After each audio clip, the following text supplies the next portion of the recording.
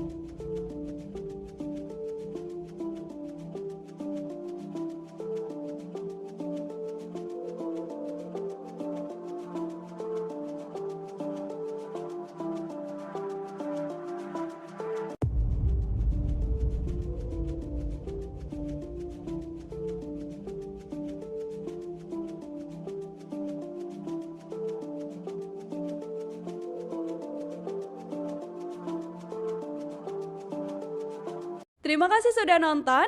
Jangan lupa like, subscribe, dan share ya.